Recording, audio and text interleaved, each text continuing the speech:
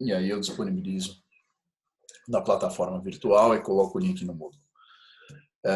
Muito bem, gente. Então, vamos trabalhar com o tema de responsabilidade aqui.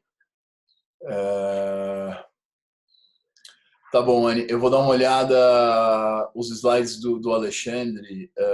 Eu não sei se eu coloquei no Moodle. Na verdade, eu não sei se eu os tenho. Eu vou pedir para ele e assim que eu tiver, eu coloco no Moodle, tá bom? E se você tiver alguma dúvida, alguma outra coisa que você precisa, me avisa que eu providencio. Bom?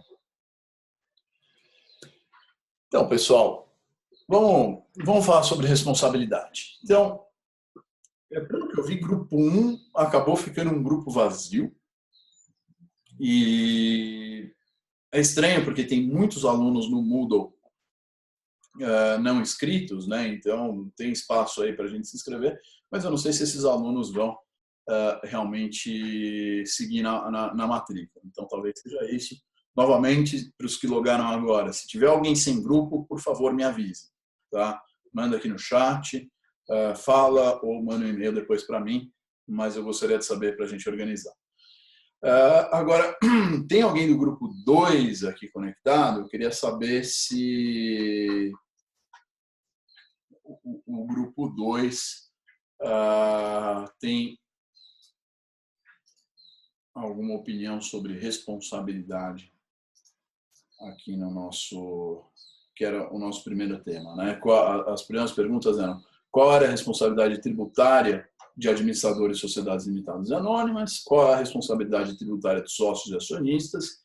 E se a realização de planejamentos tributários pode alterar a referida responsabilidade? E aí depois a gente entra numa segunda questão de fundo. Se você acha que consultores que lidam com planejamentos tributários podem ser responsabilizados de alguma maneira por tais planejamentos, e, na sua visão, tal responsabilidade pode diferir dependendo do tipo de atuação desses profissionais. Por exemplo, há diferença de responsabilidade entre um consultor que analisa os riscos de uma operação e outro que sugere as operações as vendendo como produtos. A forma de cobrança dos serviços pode alterar a responsabilização. Então, esse era o primeiro grupo de perguntas aí que a gente deveria explorar. E, obviamente, o caso Tigre ele vai servir para a gente explorar essas perguntas. Então, eu queria saber se o grupo que analisou essas perguntas se está presente e se tiver. Oi, professor. Tudo Oi. bem? Fala, Pedro. A gente preparou uma pequena apresentação para explicar esses pontos. Você se incomoda da gente projetar? Nenhum, pelo contrário, eu agradeço e incentivo vocês a projetarem. Pedro, você está no grupo 1 ou 2? Só para. Dois. Eu acho que tem grupo 1 mesmo, professor. Não tem grupo 1, né? Pedro, eu não sei se. Depois eu preciso olhar no mundo direito, mas eu não sei se eu recebi o post de vocês. Vocês postaram? A gente postou. Quem postou foi Renan. Tá bom, eu vou dar uma olhada. Pode estar liberada a apresentação, Pedro. Eu tenho a minha, depois eu vou apresentar também, mas a ideia é vocês apresentarem por hora. Então, manda bala. Tá bom. Então, vamos lá. Se você puder passar para o segundo slide, por favor, Amanda.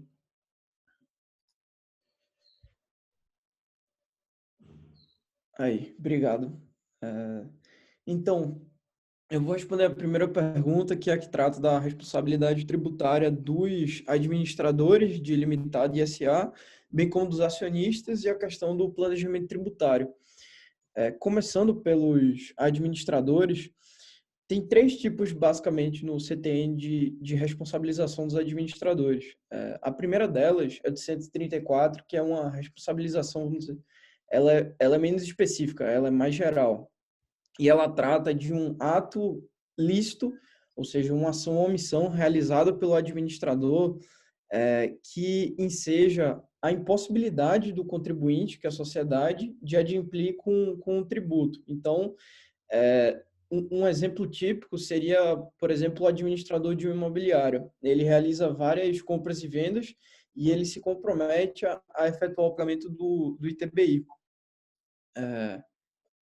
Nesse caso, ele E, claro, dado que é uma imobiliária, ela não tem caixa para realizar esse pagamento, ele seria responsabilizado, ainda que ele tenha realizado um ato lícito, que é basicamente realizar o objeto social daquela imobiliária. Como ele é um administrador de bem de terceiro, nesse caso, o terceiro ele seria a imobiliária, ele seria responsabilizado. Nesse caso, isso vale independente de ser uma sociedade limitada ou anônima. A única discussão de responsabilização no 134 está para os sócios, que eu vou tratar um pouco depois. Qual, nesse caso de responsabilização do 134, o ato ele é lícito, o ato realizado pelo administrador é lícito.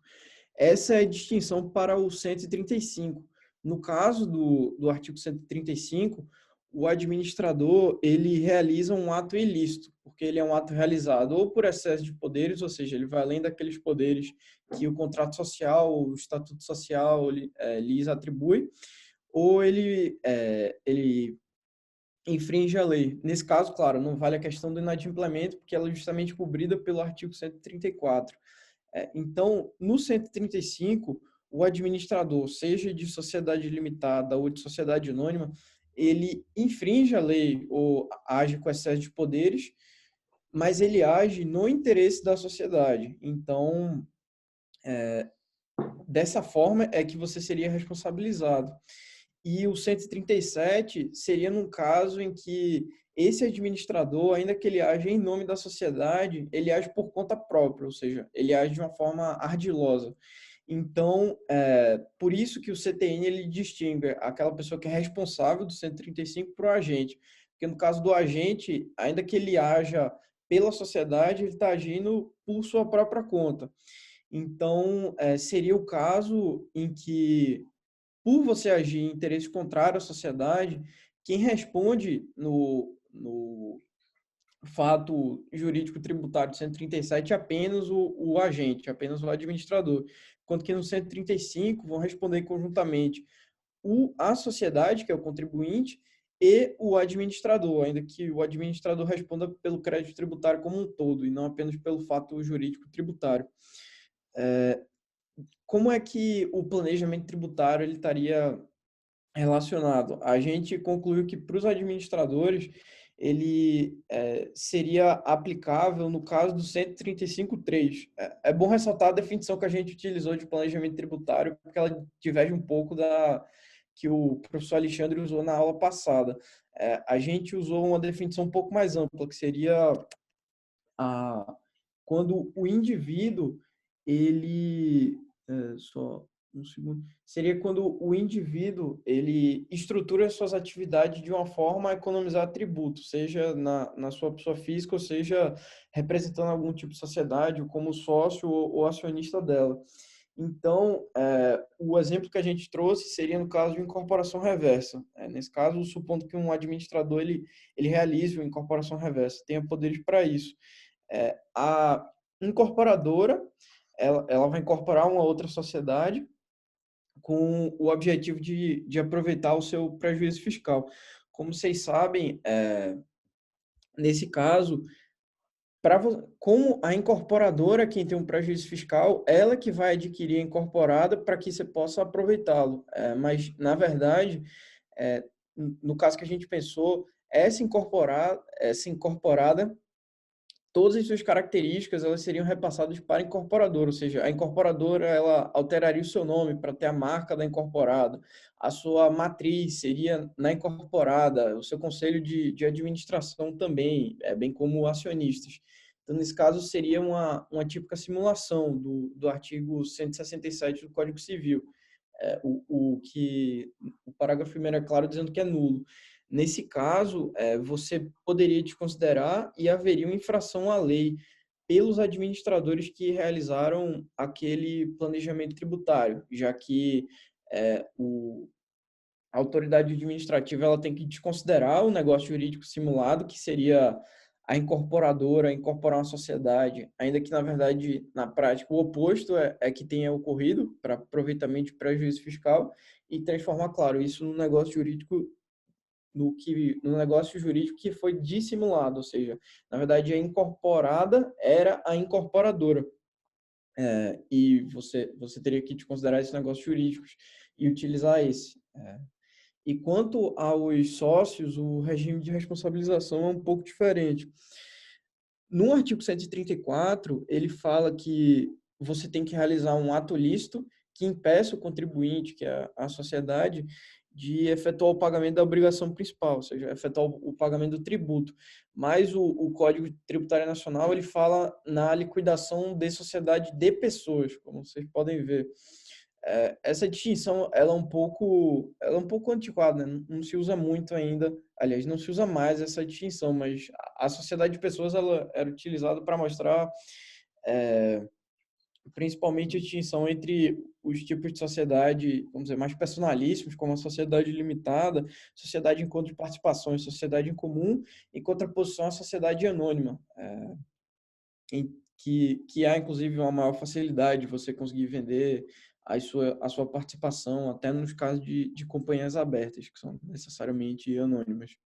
Então, como a liquidação é de sociedade de pessoas, os sócios de sociedades anônimas eles não estariam incluídos nesse artigo 34, ainda que eles estejam incluídos no artigo 135, porque o artigo 135, inciso 1º, ele fala das pessoas referidas no artigo anterior.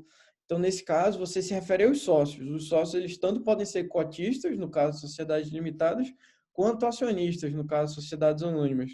E, claro, a regra vale porque eu já expliquei do artigo 137. E, para fins de planejamento tributário, a gente enquadraria a responsabilização do sócio pelo artigo 135, inciso 1, que é o que se refere aos sócios. Em matéria de responsabilização, para a primeira questão, é isso, professor. Eu vou deixar para o próximo integrante do nosso grupo. Legal. Obrigado. Posso fazer só alguns pequenos comentários antes da gente seguir? Claro. A ideia do sócio em SA tomar cuidado que, do ponto de vista societário, não há sócio, né, em sociedade anônima. Há um acionista, eu não sei se a referência a sócio cobriria, mas é claro que se o acionista está representando a sociedade de alguma forma, você não precisa do inciso 1, porque o inciso 3 ele fala representantes, né? Então, eu acho que o que importa é que o 135 ele exige que as pessoas, seja nos incisos 1, 2 ou 3, as pessoas estejam agindo em nome da, né, sociedade. No 134, o inciso 6 do 134 ele é uma responsabilidade por sucessão, na minha visão. Ou seja, o sócio, no caso de liquidação de sociedade de pessoas, ele vai ser responsável porque é quem sucede o patrimônio. E, inclusive, eu sempre defendi que o 134.6, a responsabilidade do sócio tem que estar limitada ao patrimônio sucedido.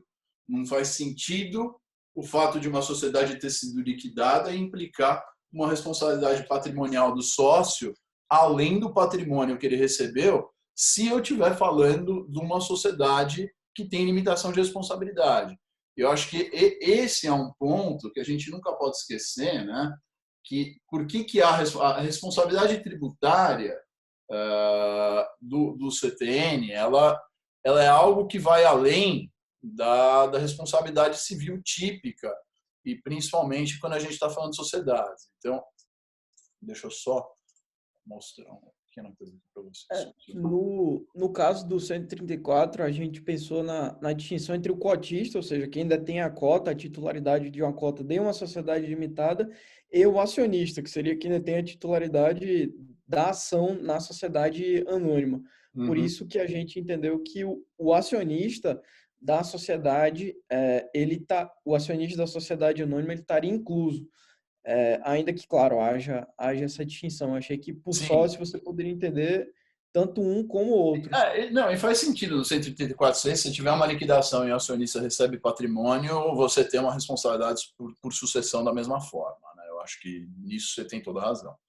Agora, o que a gente não pode esquecer é assim, quando a gente olha a sociedade, a gente primeiro está falando de direito societário e as limitações de responsabilidade que existem. Então, se a gente tem uma sociedade simples, pura, né, que na linguagem do código é simples, a gente tem responsabilidade limitada.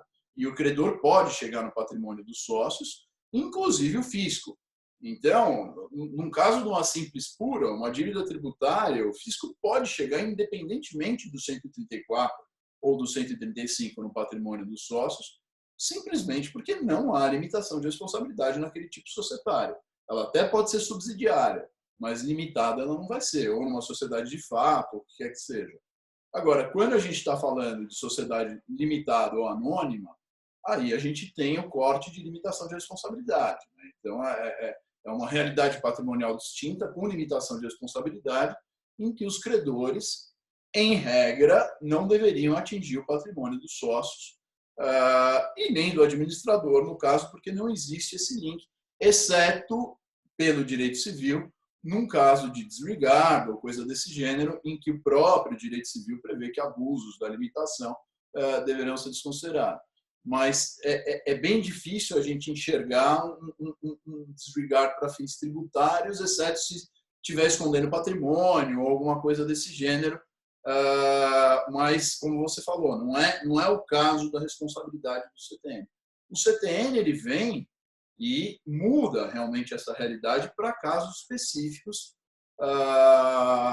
que permitem que o fisco chegue, em determinados casos, no patrimônio do agente, né, ou do sucessor.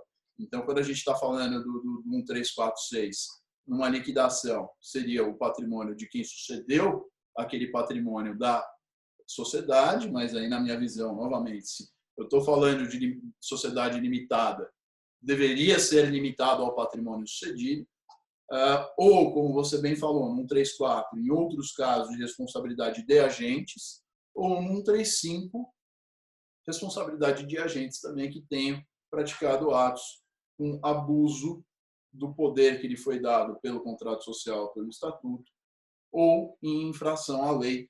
E aí a grande questão é que é essa infração à lei, se o mero não recolhimento ele representa infração à lei ou não, e se o planejamento tributário representa infração à lei.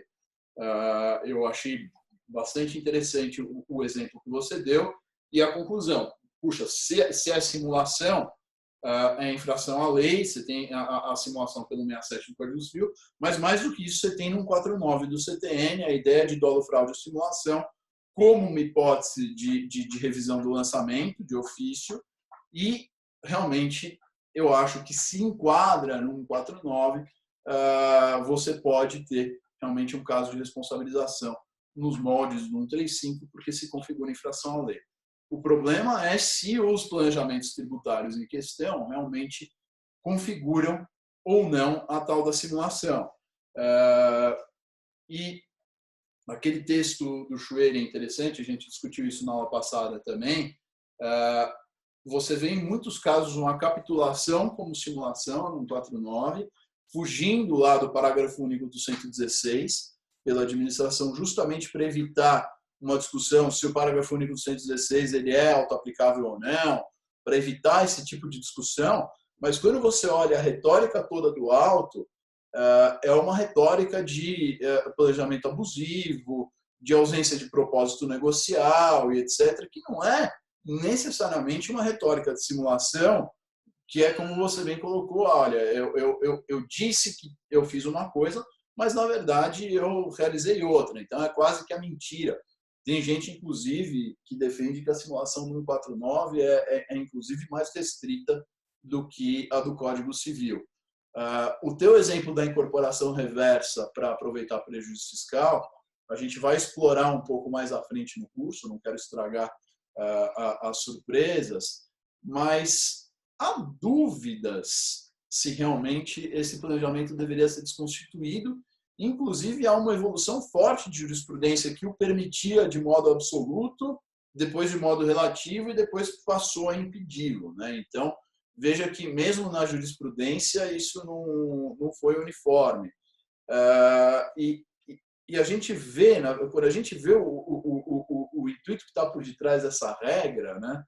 A gente vê regras que falam se você não mudou o controle e a atividade, se pelo menos um desses foram mantidos, o prejuízo deveria ser mantido.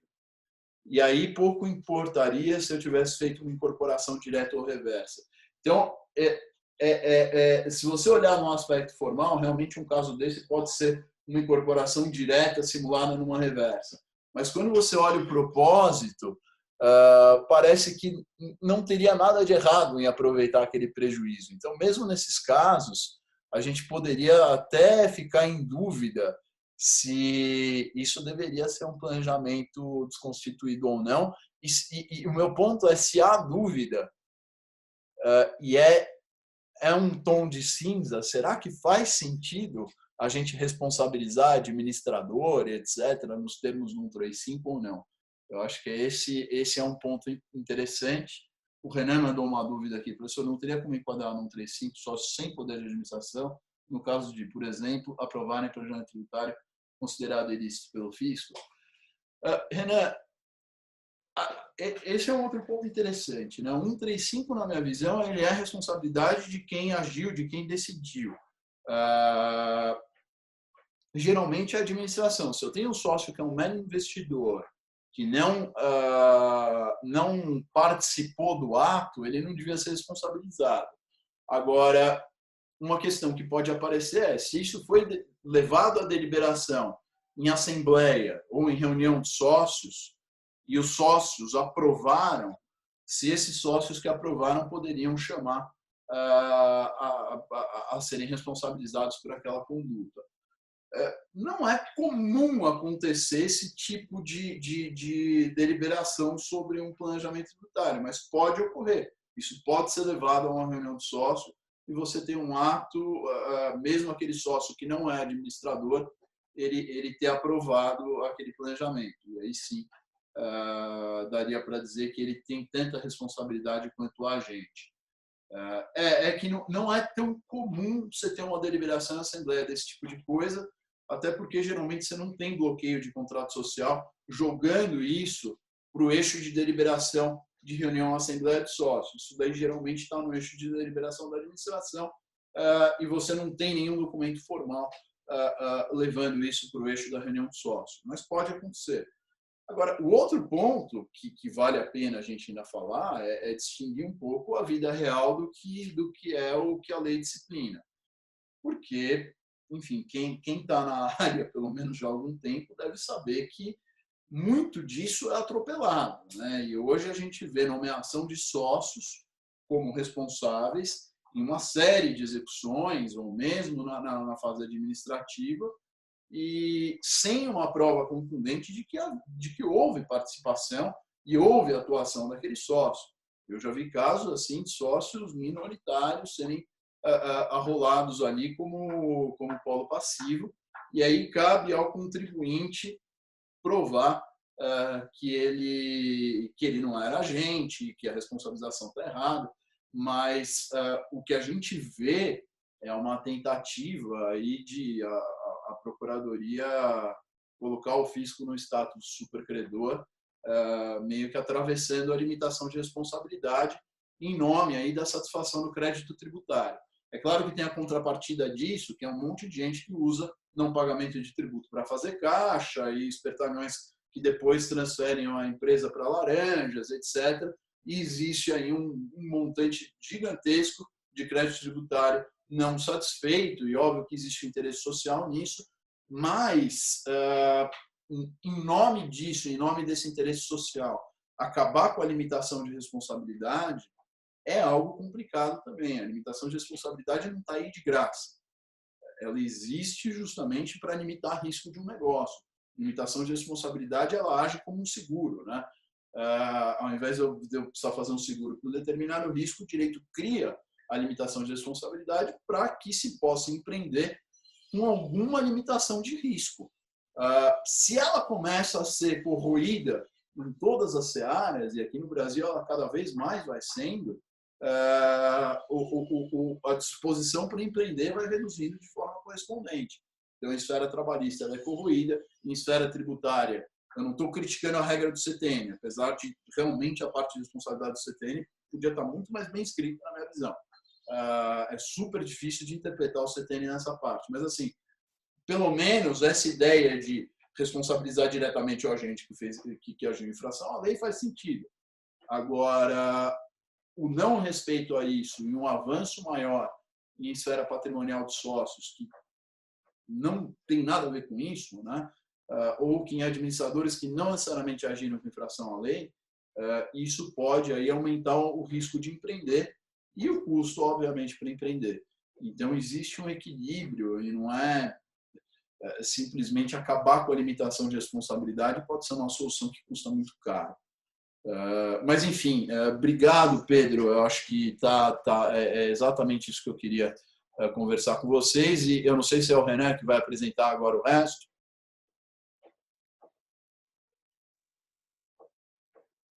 Renan? Pedro? Não, então não. Oi, bom dia. Desculpa, Renan. Quem que vai Oi, tá apresentar me a segunda parte? Paulo? Paulo? Vai lá, Paulo. Isso. Bom, então, dando continuidade ao tema da responsabilização, né, a gente vai falar agora da responsabilização de consultores externos pelos planejamentos tributários, né? Então, os advogados, consultores, eles têm, de fato, alguma responsabilidade pelo, enfim, o planejamento tributário frustrado, enfim. Enfim, a questão trouxe para nós, né, o problema de abordar tanto a responsabilidade tributária quanto uma eventual responsabilidade civil, né? A gente vai tratar de forma apartada, né? Vamos tratar primeiro da responsabilidade tributária. Bom, o CTN trata disso, né? Enfim, a fiscalização tenta imputar uma responsabilidade a consultores externos, advogados, pela solidariedade, né? Pela responsabilidade solidária. E aí a gente acaba caindo no artigo 124 do CTN, que tem no seu inciso primeiro aquele conceito aberto de interesse comum. Eu até coloquei no nosso slide, que diz o seguinte, né, são solidariamente obrigadas as pessoas que têm um interesse comum na situação que constitua o fato gerador da obrigação principal. Então, é uma discussão ampla no CARF, né, sempre, quando você vai pesquisar a fundo, a gente cai nesse 124, inciso primeiro. E o argumento da Receita é justamente esse, olha, advogados tinham um interesse comum naquele planejamento tributário, enfim, existia um interesse direto, né, enfim, uma participação e tentam encaixar por essa expressão que é uma expressão aberta, né.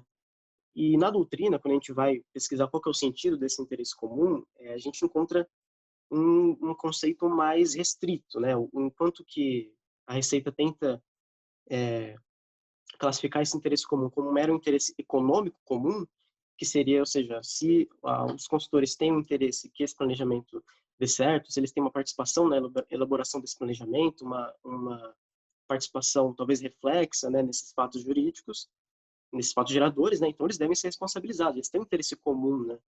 Mas o que a gente encontra, a gente tem, por exemplo, o professor Paulo de Barros Carvalho, o professor Chueiro, falando que não, esse interesse comum tem que ser um interesse jurídico, né. O que seria esse interesse jurídico?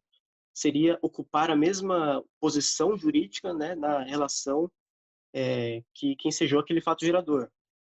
Então, por exemplo, lendo, por exemplo, o professor Paulo de Barros Carvalho, ele traz o exemplo clássico do IPTU, né? Como você responsabiliza solidariamente nesse caso? Então, por exemplo, você tem uma propriedade que tem mais de dois, três, quatro proprietários. Nesse caso, todos eles ocupam uma mesma posição jurídica, né? Todos eles são proprietários daquele bem imóvel. Então, eles podem ser responsabilizados solidariamente, né? A questão, por exemplo, do ICMS, dois vendedores, no caso da tributação na origem, né? Se forem dois ou mais vendedores, então eles têm a mesma posição jurídica de vendedores, né? Então eles podem ser responsabilizados solidariamente. Já nesse caso, né, do advogado não, né? O interesse não é jurídico, né? Eles não participam ativamente daquele fato gerador, né? Eles apenas elaboraram, né, um planejamento tributário e aí a empresa, enfim, o seu cliente que exerceu as suas atividades econômicas e incidiu naqueles fatos, né? Então, se a gente vai até na jurisprudência do próprio CARF, essa imputação, né, de responsabilidade solidária, ela é afastada, né? Então, você tem um julgado recente, né, 2016, que faz essa diferenciação e diz que o mero interesse econômico entre os sujeitos, né, não imputa ao consultor jurídico que elaborou aquele planejamento tributário uma responsabilidade pela obrigação principal, né, responsabilidade tributária que a gente está falando no caso. Então, a gente tem vários outros casos que tratam disso, mas a gente achou interessante trazer um parecer normativo da Receita Federal, recente, 2018, parecer normativo COSIT número 4, de 2018, que, enfim, é um parecer longo, né, que cuida justamente da interpretação desse artigo 124, inciso 1º, e ele aprofunda a interpretação no sentido de tentar, né, pelo menos é o que aparenta na nossa leitura, tentar tornar um pouco mais amplo esse sentido, essa expressão, né, o sentido dessa expressão interesse comum, para abarcar mais pessoas, né, para tornar mais pessoas solidariamente responsáveis pela obrigação principal. Eu até trouxe um trecho aqui, né, dizer responsável solidário tanto quem atua de forma direta, né, que talvez seria aí uma responsabilidade, o interesse jurídico comum, né, quem está diretamente envolvido no fato gerador, mas diz o seguinte, realizando individual conjuntamente e tal, como aquele que esteja em relação ativa com o ato, fato ou negócio que deu origem ao fato jurídico tributário, ou seja, traz uma redação bastante incerta, né, fluida, que dá a entender que talvez a fiscalização busque entender com mais profundidade como que funciona essa relação entre consultores e empresas, para talvez imputar uma responsabilidade solidária pela própria obrigação principal, né? Tentar facilitar a arrecadação, trazendo mais responsáveis, né, pelo pagamento do tributo. Sobre responsabilidade tributária, acho que é mais ou menos essa discussão, né, que se dá no âmbito do CARF, essa posição talvez mais consolidada de que o interesse tem que ser um interesse comum, jurídico, né, a participação efetiva no mesmo polo jurídico, né, de uma relação, subjacente, né, ao fato gerador. E agora a edição, né, desse parecer normativo que acho que deve pautar aí as próximas discussões sobre esse assunto, né. Passando agora à responsabilidade civil, que talvez tenha bastante o que dizer, né, acho que, primeiro, a responsabilidade civil, no caso da relação entre consultores e empresas, ela pode ser contratual ou extracontratual, né, uma responsabilização, na verdade, contratual seria o descumprimento do contrato, de alguma cláusula, eventual pagamento de multa, ressarcimento, né, dos valores pagos por um eventual serviço mal realizado, né? Essa é uma responsabilidade que há em qualquer contrato mesmo. Mas eu acho que o interessante no caso dos consultores externos, dos escritórios com relação aos seus clientes é a responsabilidade extracontratual. É que a gente tem alguns casos no próprio judiciário, eu mencionei aqui o caso Soja Papel, né, aquele caso famoso, né, que o professor já comentou algumas vezes, também estava na relação lá de leituras sugeridas, né, os acórdãos, tal, as decisões, que enfim, a responsabilidade, a obrigação de indenizar também na linha do Código Civil, né, do 927. Então, se há um dano, se há um nexo causal, se há um dolo, uma culpa, uma imperícia, uma negligência dos consultores, eles podem, né, vir a ser responsabilizados, claro, na medida do dano, né? Então é uma questão também de prova, uma questão de discussão do quão negligente, do quão ruim, enfim, do quão não adequado, inadequado foi a, a, a atuação dos consultores, né? Isso pode ser já uma responsabilidade extracontratual. Até mencionei que uma súmula do STJ, né, que fala dos danos extrapatrimoniais, né? Ou seja, a pessoa jurídica pode sofrer dano moral. Então, de repente, se uma empresa contrata um escritório de advocacia, faz um planejamento tributário, e aí esse planejamento tributário dá errado, e isso acaba gerando problemas para a empresa, para sua própria imagem, né? Por exemplo, esse planejamento tributário seja uma fraude, isso acaba prejudicando a própria imagem da empresa, isso pode eventualmente ser já danos extrapatrimoniais, né? Um pagamento de dano moral à própria pessoa jurídica, à própria empresa, né? Que o sofrimento de dano moral por pessoa jurídica é admitida pela STJ, pela jurisprudência, né? E, por último, né, acho que o próprio Estatuto da Advocacia trata dessa questão de danos, né? Artigo 32 do Estatuto da Advocacia diz que o advogado é responsável pelos atos que, no exercício profissional, praticar com dolo ou culpa. Então, dependendo da questão de prova também, né, se os advogados consultores elaborarem um planejamento tributário no intuito de prejudicar, ou até com culpa mesmo, né? Não, como eu falei, com negligência, imperícia, sem os cuidados devidos, eles podem ser responsabilizados, né? O próprio Estatuto da Advocacia prevê isso. Enfim, tem uns casos, acho que os próximos grupos vão tratar de forma mais aprofundada desses casos específicos, né? Acho que talvez essa primeira parte seria mais para dar um panorama geral. Tá perfeito. Acho que é isso mesmo. Obrigado, Paulo. Obrigado. Vamos seguir, então. Deixa eu voltar aqui para os meus slides. Professor, só uma questão. Você falou das respostas. Renan postou as respostas, mas ele não postou os slides. Se você quiser, a gente pode mandar por e-mail. Eu gostaria, até se vocês permitirem, eu compartilho com a turma via Moodle. Ah, tá bom. Combinado, então. Obrigado. Obrigado a vocês. Vocês estão vendo minha tela? Acho que sim, né?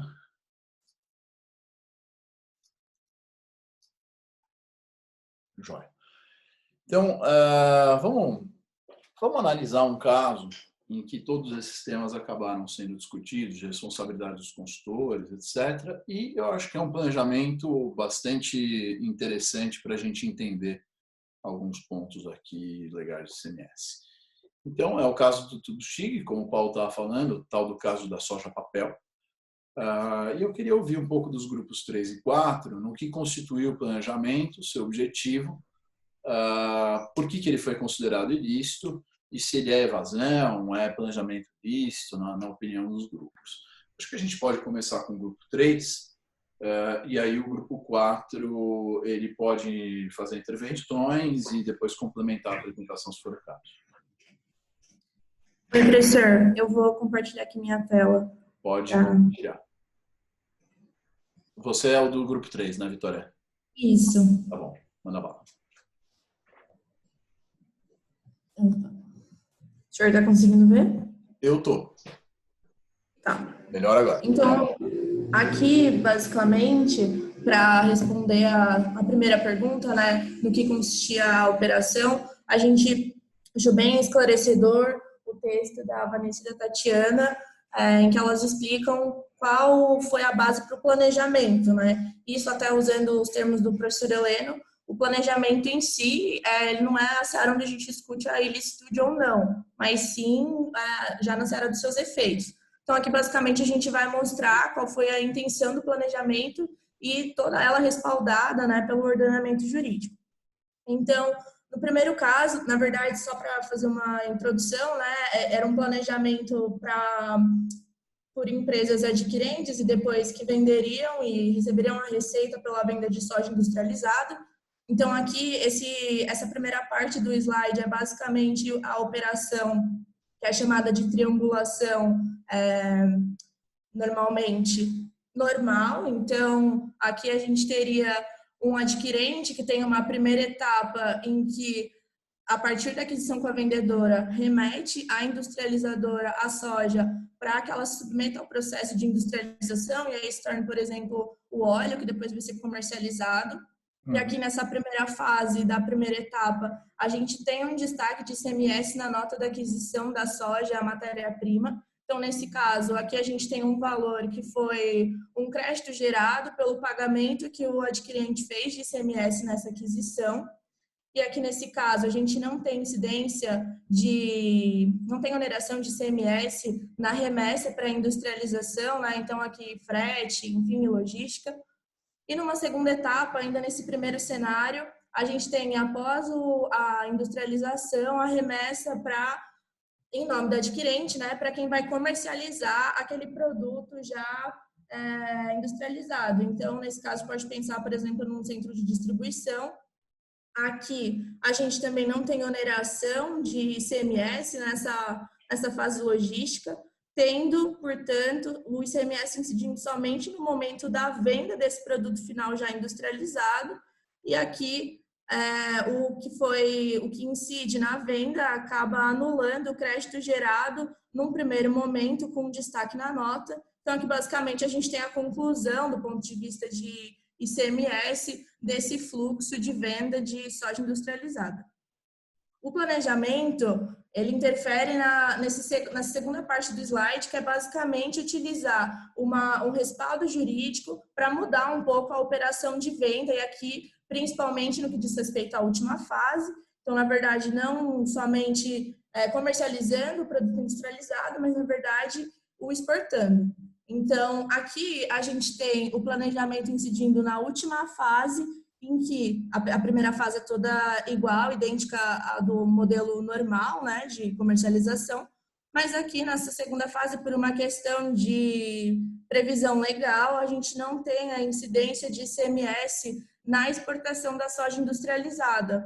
Portanto, nesse segundo modelo, que na verdade é um planejamento que otimiza a questão tributária para empresas que pretendam passar da comercialização para a exportação, ou que só pretendam exportar, né? Não necessariamente isso aqui é um caminho, o crédito que foi gerado na primeira fase, na aquisição da soja, pelo destaque na NF, ele permanece constituído e a adquirente pode utilizar nas demais atividades dela ou nessa atividade mesmo. Então, no caso, o planejamento, ele otimizaria essa última parte para empresas que, desde o começo, ou queiram expandir o seu fluxo de operação para a exportação da soja, mantendo esse crédito constituído com respaldo legal. Tá. Aqui você pode falar, professor. Você vai seguir ou qual que é teu próximo slide? Na verdade, aqui seria a Renata, só para complementar o que aconteceu no caso concreto da Tigre, né? Explicando como ele foi implementado e porque foi considerado ilícito. Mas, basicamente, o objetivo, para responder as duas perguntas de forma completa, né? O objetivo do planejamento é, de forma lista, otimizar o creditamento de ICMS a partir de uma operação de exportação de soja industrializada. Tá bom. Segura um pouquinho, vamos ver o grupo 4, se tem alguma coisa a adicionar. Pessoal do grupo 4, se vocês quiserem apresentar, tá liberado. Bom dia, tudo bom, professor? Tudo, e você? Aqui do grupo 4. Eu só queria fazer um comentário, a colega explicou bastante bem o contexto do fluxo da soja e dos créditos. Uhum. Eu só queria fazer um comentário acerca da questão da Tubos Tigre nessa história. Isso. Porque, deixa eu só... fiz um erro aqui. Deixa eu ver como é que eu compartilho minha tela aqui. Share screen. Aqui. Share. Tá todo mundo me enxergando? Acho que tá, né? O fluxo normal de uma cadeia de exportação seria fornecedora, industrializadora, comercial, exportadora. Como a fornecedora iria produzir a soja, a industrializadora produzir o óleo e o farelo, que seria exportado, né? O acúmulo de crédito, como a colega bem mencionou, se dá por quê? Porque a fornecedora remete à industrializadora, que, portanto, destaca ICMS, gera crédito de ICMS para a industrializadora. Se a comercial exportadora não fosse exportadora, fosse uma empresa comercial comum, a industrializadora destacaria ICMS e a comercial se apropriaria desse crédito de ICMS. E na saída, na venda interna, ela destacaria ICMS e todo o sistema de compensação de não cumulatividade do ICMS funcionaria aí e cada um pagaria a sua etapa da cadeia. Isso. Quando há exportação de ICMS, de mercadorias, não incide ICMS por conta do 155, parágrafo 2º, inciso 10. Princípio do destino. Princípio do destino, né? Você não tributa as exportações para... Você não tributa a exportação, a gente não quer tributar, não quer exportar tributo, né? A gente quer exportar mercadoria com valor econômico, né? Uhum. E aí, a Constituição prevê até a manutenção do crédito obtido. Então, no caso, ficaria o crédito, como se fosse uma comercial exportadora, o crédito ficaria retido na industrializadora, porque o crédito adquirido é fornecedora, porque não teria exportação de ICMS lá quando sai para a comercial exportadora com fins de exportação mesmo. O que a Tubos Tigre fez? Ela montou uma estrutura para que ela se aproveitasse desses créditos de ICMS. Então, a cadeia normal seria só a linha de cima desse meu slide. Entretanto, a TUSTIG faz o quê? Ela adquire soja, que nunca vai passar no estabelecimento dela, remete por conta e ordem para a industrializadora, só que nessa operação triangular de remessa, o crédito vai para ela e a mercadoria simplesmente vai para a industrializadora. Por quê? Simplesmente porque mandou entregar lá. Porque, nesse caso, vai haver industrialização. Na remessa simbólica e no retorno simbólico da industrializadora, o ICMS é suspenso. Então, aqui não entra a sistemática de débito e crédito. Perceba que até esse momento, ficamos com o crédito adquirido aqui, a saída para remessa para industrialização. Teve débito? Originalmente teria, mas se tivesse mandado, né, se tivesse vendido para a industrializadora. Mas não é o caso, é só uma remessa uma industrialização por terceiro. Então, fica suspenso o ICMS. Então, na saída não tem débito, também no retorno não tem débito, fica zerado essa questão. Então, por enquanto, o Tubos Tigre tem soja, que agora foi industrializada, não está no estabelecimento dela, está lá na industrializadora, mas ela tem soja e tem crédito. Nessa próxima etapa da história, ela vende para a comercial exportadora, remessa por conta e ordem, essa soja vai direto para a comercial exportadora, e aí sim é aquela questão da imunidade. Como ela tinha crédito, teoricamente ia ter débito, ia zerar a operação, não ia ter ganho nenhum. Mas ela passa a segurar esses créditos, por quê? Porque ela vendeu para uma comercial exportadora. Então, essa questão, isso seria uma operação plenamente válida, e esse é um investimento da Tubos Tigre no mercado de exportação de soja e farelo de soja, né? De óleo de soja e farelo de soja. Aí tem outras questões que vão ser discutidas mais para frente, imagino, do que aconteceu. Vocês me permitem, eu vou, tá ótimo, eu gostei muito das duas explicações. Eu só quero mostrar algumas coisinhas com números e mostrar onde está o problema e de quem é a culpa, né, para a gente seguir. E eu vou simplificar os fatos, tá? Tirando a industrialização por encomenda, que ela acaba dificultando muito a compreensão, e eu vou assim deixar uma coisa bem simples para a gente tentar entender o que aconteceu no caso e qual era o objetivo. Então, aqui de um lado, a gente tem um produtor de soja, um industrial lá, que vai fazer óleo de soja, que compra insumos no mercado interno e exporta essa soja industrializada. Vamos dizer que quando ele compra, isso vem com ICMS, vamos colocar um ICMS de 18% aí, então ele compra por 100, vem com 18% de ICMS nessa nota. Tá? Um contribuinte do ICMS, quando ele compra mercadoria que ele vai industrializar ou revender, ele toma crédito do ICMS, então ele vai tomar um crédito desses 18%, o que significa que o custo dessa mercadoria, se ele recupera o ICMS, não é 100, é 82. Né? Ele vai registrar no ativo dele lá, estoque de soja, 82, ICMS a recuperar, 18. Se ele tivesse uma saída interna, como o Rafael bem falou, a saída interna dele seria tributada pelo ICMS, ele está vendendo para o consumidor final aqui dentro do país. É tributado pelo ICMS, ele vai ter um débito, se ele vendeu acima do custo, esse débito vai ser maior, então vamos dizer, ele teria um débito de 20 de ICMS, usaria o crédito de 18 para compensar, recolheria 2 e acabou o problema.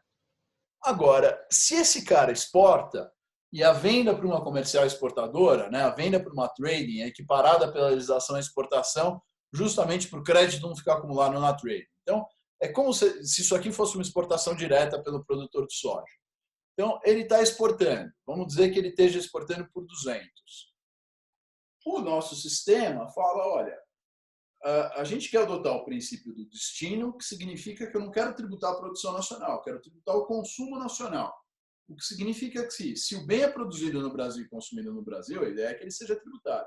Se o bem é produzido no Brasil e vai ser consumido fora, a ideia é não tributá-lo, porque eu sei que o outro país vai tributar. E a mesma coisa, se o produto é produzido fora e consumido aqui, quando atravessar a fronteira, vai ter tributação do ICMS, e do IPI, e do PIS e da COFINS, para equiparar a carga do importado ao nacional. Então, o princípio do destino pede que tudo que seja consumido aqui seja tributado pelos nossos impostos sobre receita, vamos dizer assim, IPI, PIS, COFINS, ICMS, e o que seja exportado não seja tributado. O que significa dizer que essa venda para exportação, de 200 aqui do produtor de soja, ela não vai ser tributada pelo ICMS, mas isso não basta, né? Como os insumos foram tributados, estes insumos, o ICMS sobre esses insumos deveria ser dado de volta para o produtor de soja. O que significa dizer que o produtor de soja pode manter o crédito de 18 que ele tomou na compra do insumo. Muito bem, ele vai manter. O que ele faz com esse crédito? Se ele tiver saídas internas tributadas, ele usa esse crédito para pagar o ICMS das saídas internas e ele vai dar vazão nesse saldo credor naturalmente. Agora, e se esse cara só exporta? Aí ele não tem débito de ICMS, ele só vai ter crédito. Ele compra e só exporta. Ele vai ficar acumulando um monte de crédito lá de 18 mais 18 mais 18 em cada compra que ele fizer e não vai ter como dar vazão.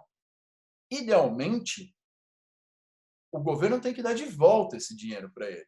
Ele tem que pegar esse crédito e falar, ó, Estado, eu não tenho saída tributada, então isso daqui é grana. Eu paguei 100 pelos insumos, veio com esse 18 de ICMS, e como eu exportei, esse 18 de ICMS não era devido, porque a ideia é que a cadeia inteira seja imune, né? A cadeia inteira não pague ICMS para que o princípio do destino seja devidamente aplicado. Porque se ele não recuperar esses 18 viraram custo, e ele vai colocar no preço da exportação, e a soja brasileira vai sair com o ICMS para o mercado externo. Então, idealmente, isso deveria ser devolvido. Em PIS e COFINS, isso é devolvido em 3 meses, porque o governo federal permite a compensação com outros tributos. Em ICMS, depende do estado onde eu estiver. E a gente vai ver isso com um pouco mais calma em seguida, mas, basicamente, se esses 18 não forem devolvidos, então aqui, ó, se os 18 são recuperáveis, eles não são custo, né? Então a receita bruta desse cara vai ser 200, ele não tem ICMS na venda, porque é exportação, a líquida é 200, o custo da mercadoria que ele vendeu, ele pagou 100, mas ele recupera 18, então é 82, na premissa de que ele vai receber esses 18 de volta, e o lucro bruto dele vai ser 118. Por outro lado, se ele sabe que o governo do estado não vai dar esses 18 de volta para ele, aí ele não vai trabalhar com um custo de 82, porque ele sabe que isso daí é perdido. E o custo dele vai para 100. E aí ou o lucro bruto dele vai diminuir, ou se ele quiser continuar apurando um lucro de 118, ele não vai vender mais por 200. Ele vai ter que vender por 218. Então aumenta o valor da mercadoria exportada, aumenta o preço da mercadoria exportada e prejudica a competitividade. Então, essa é a situação desse produtor de soja. Se o Estado não der de volta os 18 para ele, e realmente isso não é fácil, ele vai ter um problema. E aqui do outro lado, a gente tem a Tubos Tigre vivendo a vida dela. E vamos dizer assim, ela, na Tubos Tigre, como o nome diz, espero que tubos, né? Vamos dizer que ela compra insumos por 300, que vem com 54 de ICMS, vende tubos por 1.000, 18% vai sair com 180 de ICMS. A apuração dela, no final do mês, 180 menos 54, ela vai terminar com saldo devedor de 126, que é o que ela vai recolher de ICMS. Aqui está a DRE dela, tem uma receita de 1.000, o ICMS sobre a receita de 180, a líquida vai dar 820. O CMV dela, ela pagou 300, mas recupera 54, então é 246, e vai ter um lucro de 574. Tá? Então, as duas estão vivendo suas vidas paralelas, sem uma intervir na outra. Aí esse produtor de soja, ele realmente vai se tocar que esses 18 não são fáceis de recuperar. Por quê? Vejam, a lei distingue algo que chama saldo credor, que é eu terminar um mês de apuração do ICMS com mais crédito do que débito. E dentro desse saldo credor existe uma coisa que chama crédito acumulado. Crédito acumulado é o saldo credor que decorre, dentre outras coisas, de um acúmulo porque eu adquiro insumos tributados e exporto sem ICMS. Então, se eu estou fazendo saldo credor por isso, é uma hipótese que a lei chama de crédito acumulado. Tem outros casos. Se eu adquiro com uma alíquota e vendo com outra, por exemplo, eu adquiro 18 interno e vendo interestadual com 7, isso pode gerar crédito acumulado. Tem outras hipóteses, mas uma delas é se eu adquiro insumos tributados e acabo vendendo em exportações, e isso gera acúmulo de crédito. Por que é importante a gente saber essa diferença? O saldo credor, de forma genérica, ele só pode ser aproveitado com compensações com saldos devedores de período seguinte. Então, eu levo para o mês seguinte, e aí, quando eu tenho mais débito do que crédito, eu uso esse saldo credor para compensar. Já o crédito acumulado, o legislador reconhece que essa inversão nunca pode nunca ocorrer se eu tenho realmente aquisição de produtos tributados e, por exemplo, exportação só. Então, ele fala, olha, se você está gerando crédito acumulado, você pode usar para outras finalidades esse crédito, além da mera compensação. E aí a gente tem que ver, estado para estado, como é que funciona. Aqui no Brasil, a vazão de crédito acumulado se dá para um sistema, aqui no Brasil, em São Paulo, se dá para um sistema que chama ECREDAC. E aí, eu não vou entrar no mérito, mas é todo um sistema da Secretaria da Fazenda de São Paulo. Mas, basicamente, para que eu posso usar este crédito? Eu posso transferir para outro estabelecimento, outra empresa dentro de São Paulo ligada a mim. Tá? Então, eu simplesmente faço uma transferência. Se eu também importo, eu posso usar esse crédito acumulado para pagar a guia de ICMS importação. ICMS importação você não paga com crédito, geralmente, você tem que pagar em grana. Mas eu posso usar via ECREDAC, eu tenho que me cadastrar, o sistema faz isso automático para pagar o ICMS importação. Se eu não tenho nenhum desses dois casos, eu ainda posso usar isso para transferir para terceiros. Como que eu transfiro para terceiros? Eu posso usar como moeda para comprar insumos ou energia elétrica. Então, eu tenho um fornecedor que tem utilização para esse crédito. Em vez de pagar pelos insumos, eu transfiro esse crédito.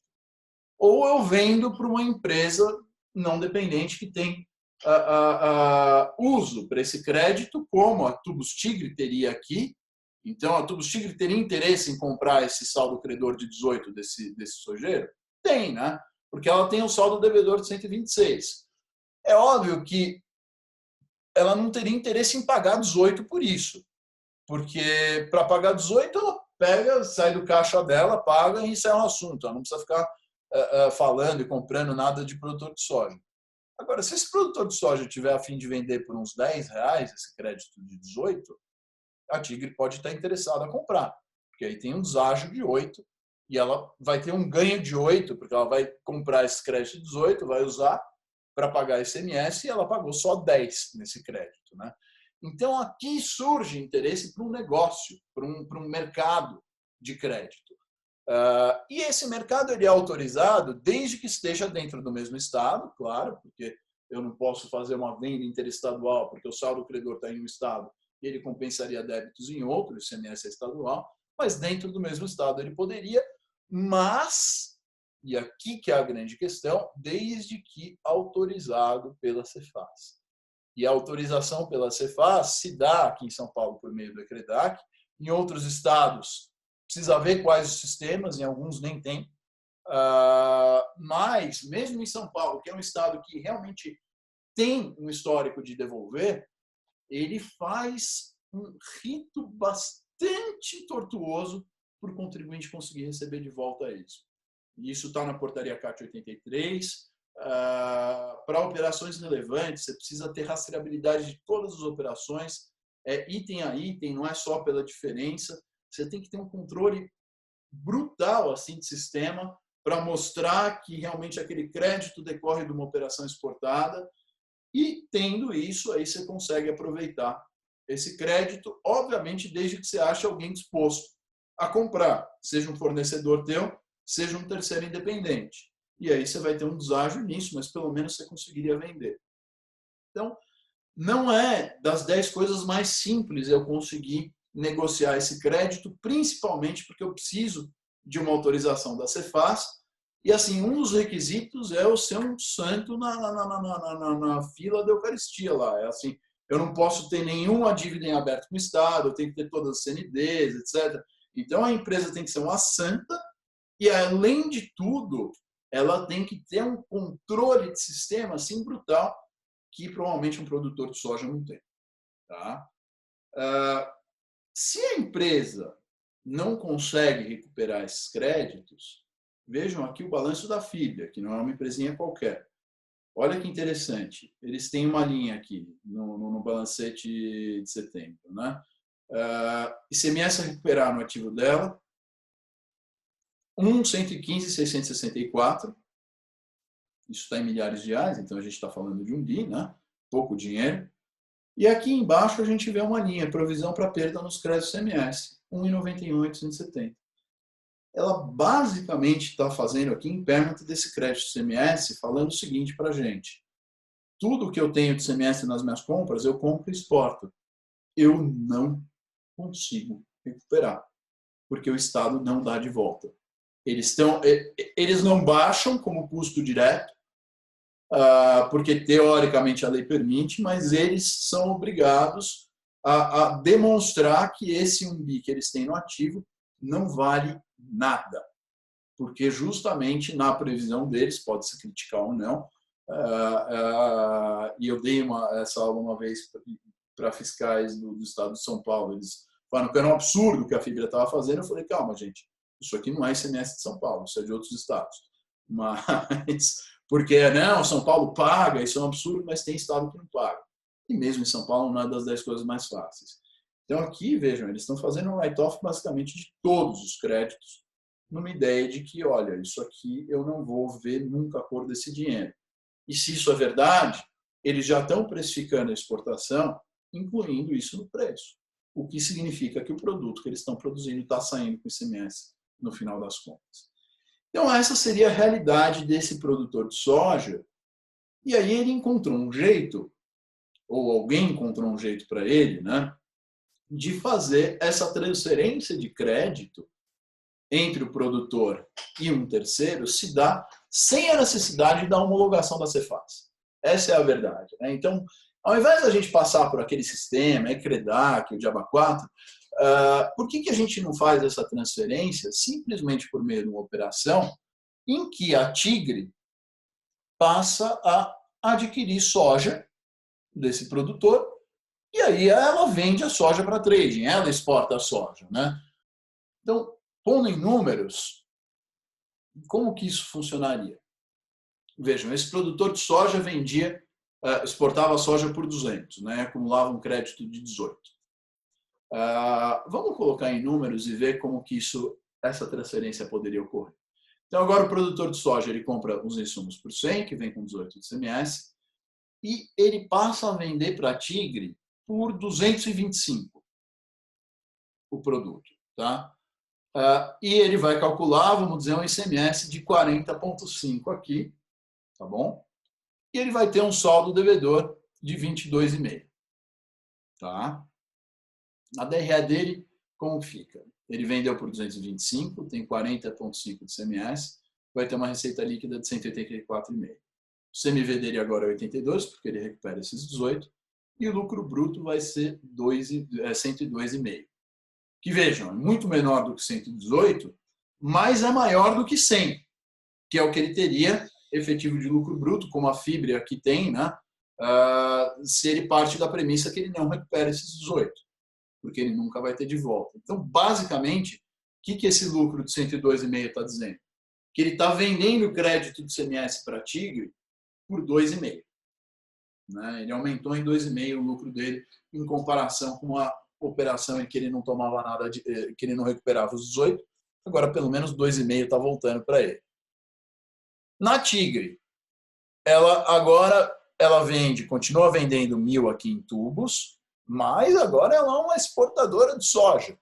E ela vai exportar a soja por 200, tá? Sem ICMS. A receita bruta agora dela passa a ser 1.200. O ICMS, ela continua tendo 180, que é os 18% dos 1.000. Os 200 aqui não são tributados. Então, ela tem 180, a receita líquida vai dar 1.020. Que é... Antes ela tinha uma receita de 1.000, 180 dava 820, agora ela aumentou em 200, vai dar 1.020. O CMV dela, vejam, ela tinha comprado 300 com 54 de CMS destacado, que era o que ela fazia antes, dava um custo de 246. Agora, além disso, ela adquiriu soja por 225, que veio com 40,5 de CMS destacado. Então, um menos o outro, no final das contas, o CMV dela total, tubos mais soja, vai ser 430. O lucro, receita líquida menos esse custo, vai dar 589,5, comparado com um lucro de 574 que ela tinha aqui na operação sem a soja. Vejam, o lucro aumentou em 15,5. A gente está falando da negociação num crédito de 18, né? Eu não falei que ele vai ser vendido por 2,5? 2,5 está aqui e 15,5 está aqui. Então, a Tigre ficou com 15,5 e o produtor de soja com 2,5 dessa brincadeira. Então, o total de crédito vai dar 94,5, débito 180, saldo devedor de 85,5, saldo devedor diminuindo em 40,5. A Tigre gastou 25 por isso, o benefício total é 15,5.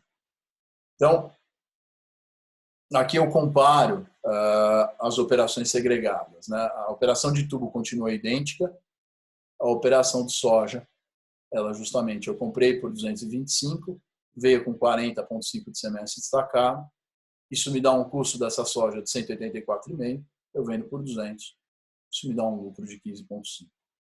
Então, o que eu consegui aqui? Eu consegui fazer que o produtor vendesse esses créditos para a Tigre sem vender só os créditos, vendendo a soja. Dá um trabalho maior, ia ser ótimo se desse para vender só os créditos, mas com isso ele não precisa fazer toda aquela homologação na Cefaz, ele não precisa passar por toda aquela via sacra lá, que demora, que pode nunca vir, dependendo do estado.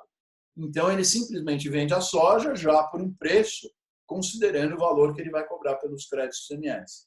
A Tigre compra e exporta essas sojas. E, basicamente, o que eu fiz é uma relocalização dos créditos do produtor de soja para a Tigre, que é, o produtor de soja ele não tinha saldo devedor para compensar esses créditos, então ele nunca ia conseguir utilizar. Se a Cefaz não desse o dinheiro de volta, isso ia virar custo. A Tigre tem saldo devedor. Então, por meio dessa transferência, eu fiz o crédito ir para quem poderia utilizá-lo. Tá? Então, existe aqui um problema que é, essa operação está permitindo uma cessão de crédito sem a devida autorização da Cefaz, o devido processo ali dentro da Cefaz. Daria até para fazer interestadual essa cessão. Obviamente, eu estaria limitado a 12 ou 7, que é a alíquota interestadual, mas, enfim, é viável. E aí, já nesse aspecto, dá para discutir se esse planejamento deveria ser aceito ou não. E, obviamente, essa operação teve um passo seguinte, que é mais complicado ainda. Mas agora eu falei um pouco demais, queria pedir desculpa, eu gostaria de voltar aqui para os grupos e saber a opinião de vocês, saber se alguém ficou com alguma dúvida também nessa explicação. Podem falar.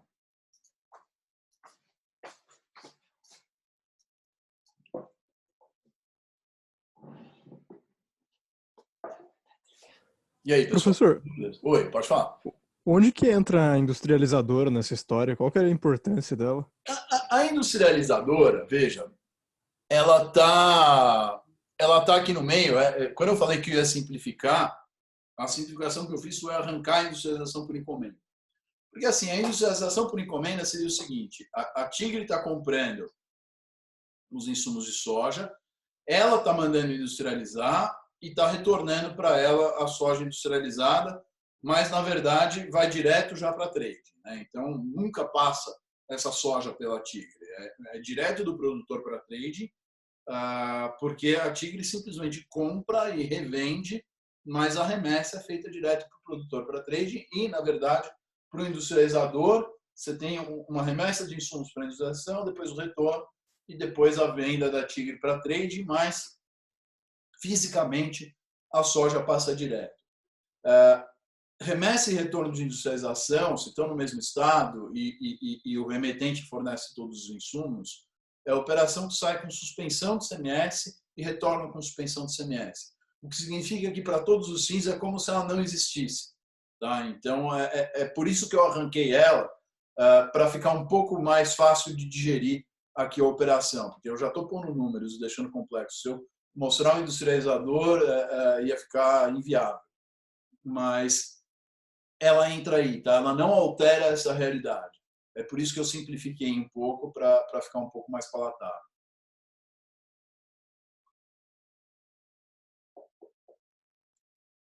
Dúvidas?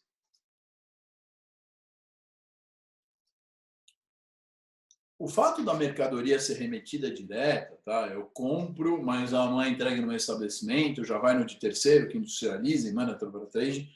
Isso não é um problema em si. Tem até código CFLP na nota fiscal para eu fazer isso. Então, são operações previstas na lei.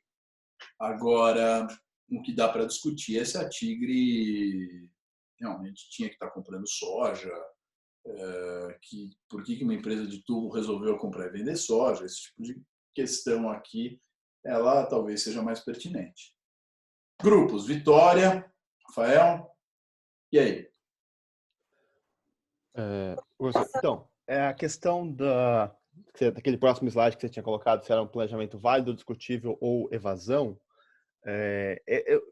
esse planejamento eu acho ele bem confuso. Eu acho que ele fica na área dos planejamentos discutíveis por conta justamente da questão de que ele fica na tentativa de burlar os mecanismos do crédito acumulado a partir de operações que nunca foram realmente do interesse da Tubos Tigre. Porque uma coisa é se a Tubos Tigre tivesse realmente interessada em entrar no mercado de soja. Uhum. Né? Nesse caso, ela está somente burlando o mecanismo de crédito acumulado previsto na legislação. Essa é uma opinião assim, meio pessoal minha. Eu acho que ela está fazendo toda uma volta para tentar burlar esse mecanismo. Então, não fica assim claramente no lugar dos planejamentos aceitos, né? Dizer que você vai fazer uma operação comercial com valores muito baixos, né? Ele compra, mas você negocia soja, mas você não tem margem nessa soja, né? Ela não teria lucro na soja se não fosse ICMS. Se não fosse ICMS. Então, ela não está negociando soja, ela está negociando ICMS. Então, uma simulação entre aspas, vai, porque não é uma simulação, não vou afirmar que é uma simulação claramente, mas ele está simulando a negociação de soja para, na verdade, negociar ICMS. Agora, falar que a simulação é complicado, né? Porque eu compro a soja com o risco da soja, também não é dizer que eu menti, que eu estou comprando soja, né? Mas Vitória, você ia falar. Desculpa, só um complemento rapidinho do que eu estava dizendo. Por que eu acho discutível? Porque eu não entendi que a Tubos Tigre tenha tomado risco do mercado de soja. Uhum. Ela já tinha toda a venda negociada. Então, o que passava por ela era o que já seria vendido originalmente. Faz todo sentido. Faz todo sentido. Então, ela não tomou risco. Se tomou risco na operação ou não, é um ponto que eu acho que é pouco explorado, mas é fundamental para a gente entender se o planejamento é legítimo ou não. Vamos lá, Vitória. Professor, você me escuta? Ah, tá. É que não ficou verde em volta. Bom, né? Eu sou, mas sou do grupo da Vitória, grupo 3. Legal. Então, o que a gente queria pontuar é justamente isso, que na verdade não dá para falar numa... Ai, peraí, vou compartilhar minha tela. Pode ir. Se eu souber fazer isso. Botão verde. Aqui. Ju, desculpa interromper, mas só para falar, no acórdão do STJ, eles falam expressamente que não houve a assunção dos riscos da operação por parte da Tigre. Então, o acórdão do STJ pelo menos explora essa questão, pelo menos menciona. Né? Desculpa ter interrompido. Imagina. Vamos lá, Juliana. O que a gente queria pontuar é justamente isso, que é difícil falar numa simulação em si, porque de fato a soja existia, mas era uma negociação que, tipo, uma compra que já estava toda em si acordada e que não foi feita a partir da negociação da Tigre. Não tinha um propósito negocial. Ok, houve a mudança do objeto social da empresa, mas assim, isso tudo era sobre uma perspectiva muito formal e a operação não parecia ter substância de fato da Tigre operacionalizando ou não pela venda de soja. O intuito em si ali era obter o crédito pretendido e aí, por isso até a gente entende que caracteriza como uma evasão fiscal, porque criou-se uma obrigação tributária e o contribuinte estava ali tentando negociar os créditos apenas para obter a redução do imposto pago e não tinha enfim, o intuito ali em si de se comercializar soja, tanto é que o risco não foi nem, enfim, considerado, porque já tinha todo um aparato que ele já sabia que iria dar certo, porque as sojas já estavam muito provavelmente compradas pelo produtor em si, quer dizer, vendidas pelo produtor em si. Então, acho que é isso, assim. Legal. Agora, pessoal, qual foi a bala de prata nesse planejamento? Por que deu, assim, deu caca forte, né? Mais do que isso, assim, por que ele foi lá para o vermelhinho totalmente? Qual foi o último elemento aqui? O grande problema que aconteceu não foi a assunção de risco ou qualquer coisa, é que a sua operação realmente não existia. Eles não exportavam a soja de verdade. Por isso que a operação se chamava soja papel. Não havia soja, só havia papel circulando. Isso. Então, aí já o planejamento que poderia ser discutível, várias questões assim, analisadas aí para desconsiderar a operação, tornou-se totalmente evasão porque não houve a exportação da soja. Aí já é realmente ilícito. Eu acho que em linha com isso, acho que acabou ficando muito feio para eles, foi o que pegou e depois virou toda essa análise no sentido que a Ju acabou de expor, né? O fato de que, de fato, não existia na prática a exportação, mas eles emitiam as notas evidenciando isso, né? Então, eles não tinham a intenção de realizá-la na prática, mas, de fato, eles eles concretizaram o planejamento do ponto de vista contábil e tributário como se ele tivesse acontecendo, né? Então, eu acho que foi aí que eles foram pegos, assim. Exatamente. Professor. Oi, fala, Caia. Obrigado. Eu fico com uma dúvida nesse caso. Tirando essa parte de emitir notas de exportação que não aconteceu, o que é um caso à parte, mas essa questão de simplesmente circular papel e se colocar como intermediário na cadeia só como negociador, sem fazer intermediação prática, isso não me parece que seja motivo suficiente para se falar em fraude ou em simulação, porque o ordenamento jurídico brasileiro prevê que isso possa acontecer de inúmeras maneiras. Por exemplo, o caso de soja, café e outros tipos de commodity, esses bens podem circular simplesmente por título de crédito, conhecimento de depósito, etc. tal, que uma pessoa, uma empresa que faça depósito emita, esses bens passam a circular só como papel. E mesmo nesse caso, quando a Tigre coloca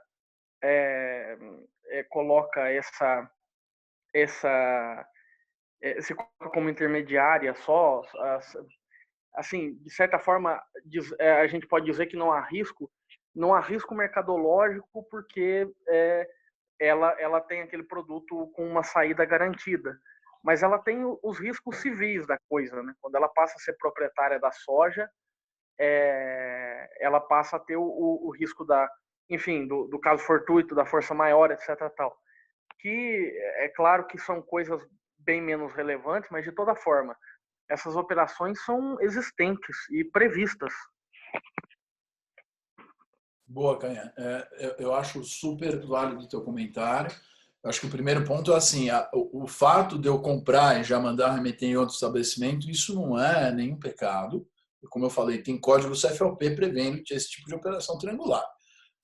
O segundo ponto, realmente tem determinados ativos que você tem título sobre ele, mas o ativo subjacente ele existe, né? E eu acho que o grande problema aqui, como eu falei que foi a tal da bala de prata, é que não tinha realmente soja subjacente, ou se tinha, ela não era exportada. Você tinha partes ali que estavam fazendo coisas erradas e aí caminha no sentido da fraude, né? Não é todo o resto da operação, acho que pode ser discutível e eu não iria para o vermelho, eu acho que ele está no cinza ali, em algum tom de cinza, como o Alexandre brincou, algum dos 50 tons de cinza do planejamento tributário. Onde está no cinza, aí vai opinião e vários fatores. Agora, quando a gente vê que o ativo não existia, eu estou dizendo que eu estou fazendo uma exportação, essa exportação não era realizada, aí realmente eu tenho problema. Se o insumo soja que eu comprei não existia, o crédito não é válido. E se eu comprei e não exportei, a imunidade não é válida, né? Então, nos dois casos, eu tenho um grande problema. Não sei se você concorda comigo, né?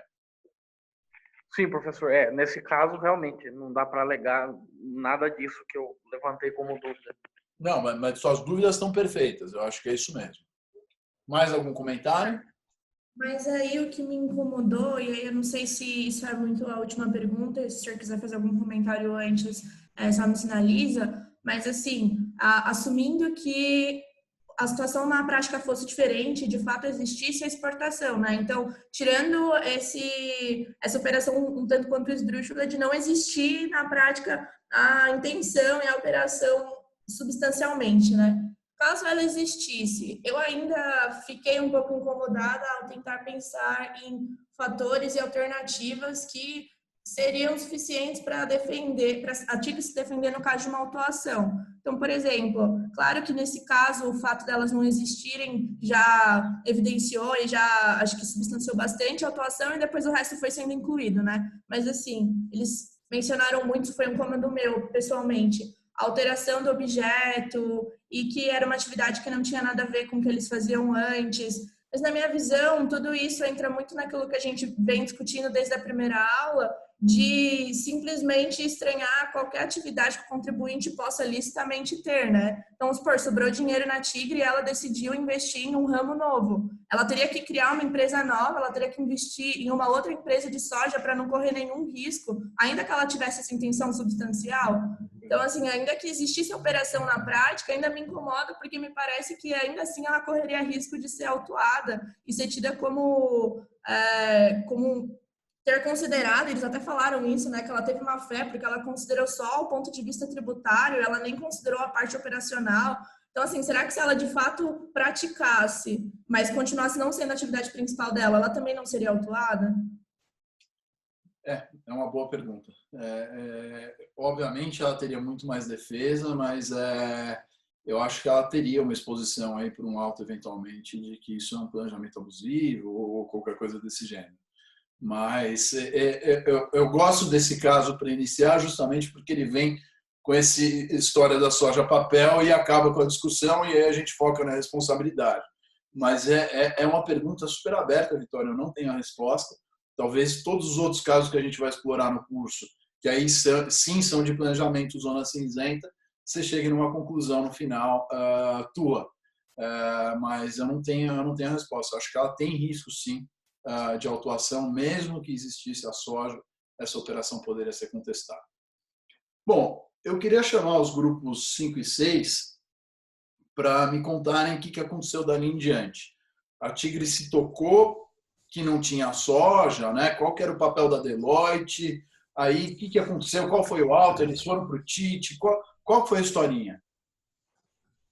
Oi, bom dia, professor. Me ouve bem? Hélio, tudo bem? Você é do grupo 5? Isso, sou do grupo 5. Beleza, vamos lá. Eu não cheguei a preparar nenhum slide, eu acho que eu posso abrir minha câmera aqui para não ficar vazio. Fica mais simpático. Vou abrir aqui então. Estão me enxergando? Legal. Então, aí aconteceu o seguinte, esse planejamento, na verdade, não foi a Tigre que teve a ideia, nossa, eu vou entrar no mercado de soja para compensar meu ICMS com créditos acumulados. A Deloitte, Big Four, vendeu, com as provas nos autos, vendeu esse planejamento para a Tigre. Não só para a Tigre, vendeu Pão de Açúcar, vendeu Pernambucanas, vendeu para a Adria, vendeu para Sucos Del Valle, várias empresas fizeram esse planejamento de soja papel. E a Deloitte, que fazia parte do Conselho Fiscal de Tributos da Tigre, indicou uma empresa chamada Global Bank para operacionalizar a coisa toda, porque a Tigre não queria ficar cuidando do negócio. E essa Global Bank é que tinha contrato com a Tigre. A Deloitte não tinha um contrato com a Tigre em relação a isso, ela tinha um contrato com a Global Bank, que ficava no meio da operação nos contratos. O que aconteceu? Aí a operação foi desmantelada, o auto de infração foi imposto para a Tigre, e o que a Tigre falou? Vou jogar essa conta para a Deloitte. Então, com uma ação de responsabilidade civil. E o objeto dessas questões é essa ação de responsabilidade civil de danos materiais e danos morais que foi impetrada pela Tigre contra a Deloitte. Então, aqui a gente não está falando de responsabilidade tributária, está falando de responsabilidade civil. Antes da gente entrar no que foi julgado, é interessante que o que aconteceu foi o seguinte, a tua narrativa está perfeita, depois eu vou chamar alguém do grupo 6 se quiser complementar, mas a Tigre chegou um momento que ela se tocou que tinha alguma coisa errada na operação e que não tinha soja.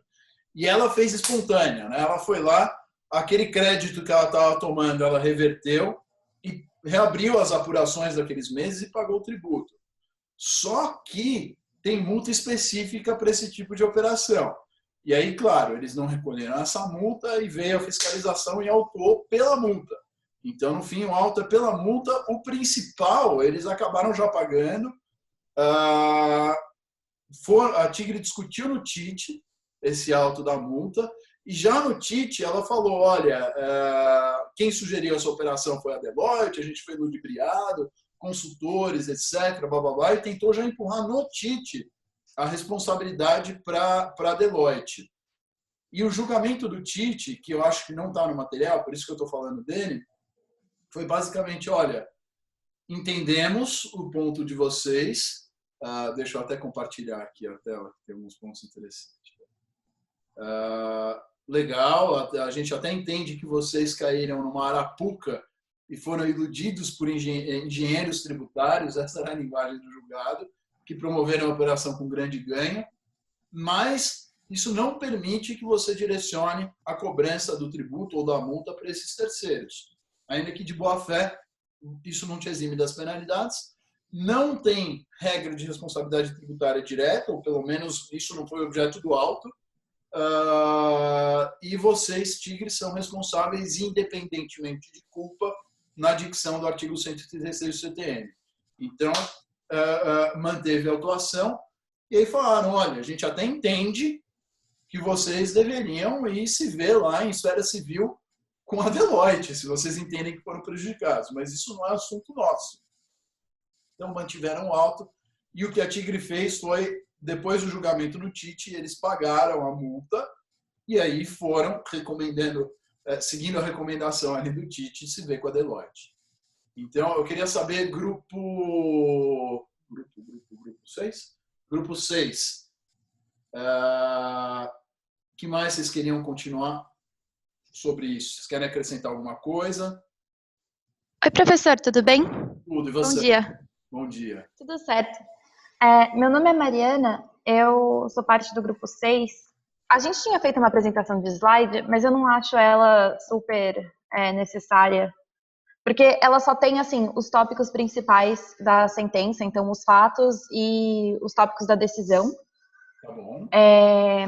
Então, a sentença, a gente estava discutindo que ela foi um pouco restrita no sentido de se ater à questão da responsabilidade civil, que nem o Hélio mencionou, não apreciar em momento algum a questão tributária, mas ver sob um ponto de vista contratual a relação entre a Deloitte e a Tubos Tigre, e com base nisso, decidir pela responsabilidade da Deloitte. Então, do que a gente entendeu da sentença, ela quis ver qual era o contrato, qual era a relação entre a Deloitte e a Tubos Tigre, como essa relação influenciou na ilicitude, como essa relação influenciou na entrada da Tigre na operação ilícita e no prejuízo resultante. Eu achei a sentença, isso aí é mais uma questão um pouco crítica minha, eu achei a sentença um pouco rasa na questão tributária da operação, porque, por exemplo, o senhor falou dos autos de infração, que ela pagou os autos de infração, que ela pagou os tributos quando ela percebeu que tinha alguma coisa de errada, ela foi autuada pela multa e ela discutiu a multa. Na sentença, a Deloitte chega a levantar essa questão como se fosse um ponto de defesa, tipo, eles pagaram, então obviamente que a gente não tem responsabilidade, como se eles tivessem reconhecido tacitamente a responsabilidade deles pelo tributo, só que não faz essa distinção entre o auto ter sido da multa, pareceu que foi tudo um auto de infração só do tributo, multa e juros moratórios, e daí que isso tudo foi pago e daí depois foi discutido na esfera civil. Só alguns pontos da sentença que apareceram nos fundamentos para reconhecer o vínculo contratual. Embora não tenha sido celebrado por escrito um contrato entre a Deloitte e a Tubos Tigre, eles consideraram que a realização da proposta em si foi vinculante no sentido de criar uma relação entre a Deloitte e a Tubos Tigre, que a Deloitte figurou como parceira, sem o intermédio da Global Bank, então ela recebia as receitas diretamente da soja exportada, né, que não era exportada, e que a comunicação entre as duas era direta, e que ela fez uso da posição dela como auditora integrante do Comitê Fiscal de Impostos da Tigre para promover essa parceria, realmente, tipo, vender o peixe dela, assim, como se fosse uma estratégia tributária idônea, e daí ela estava ganhando dinheiro dessa ilicitude que estava acontecendo. Então, foi nesse sentido que o juiz reconheceu que teve um nexo causal, e daí decidiu que a Deloitte era responsável e condenou ela não só ao pagamento dos tributos em si, como da multa, dos juros e de danos morais que ele arbitrou em 10 milhões, e ele não explica muito bem como foi que ele fez esse arbitramento desse valor. Um comentário que a gente fez no grupo, uma discussão que a gente teve, foi assim, a gente partiu do pressuposto de que não tinha sido discutido na esfera administrativa tributária essa questão da responsabilidade. Então, a gente estava pensando até onde iria a responsabilidade da Deloitte se os tributos a Tubos Tigre deveria ou ter pago de qualquer forma, porque são tributos da operação dela, e daí a multa seria de responsabilidade da Deloitte, e a multa e os juros seriam de responsabilidade da Deloitte, e os tributos eles fariam parte da operação de qualquer forma, ou que parcela desses tributos diriam respeito à operação de soja, o dinheiro que a Tigre estava despendendo, comprando essa soja que supostamente estava sendo revendida, e daí se não seria o caso de, face à ilicitude de toda a operação, aí meio que voltar para o status quo ante, que seria assim, como se a operação de soja não tivesse acontecido, se realmente a Deloitte levou a Tigre a entrar nessa operação como se ela fosse lícita e como se ela fosse ser benéfica em termos de planejamento tributário. Porque o que aconteceu, na nossa opinião, foi tipo uma ação de regresso, assim, da Tigre.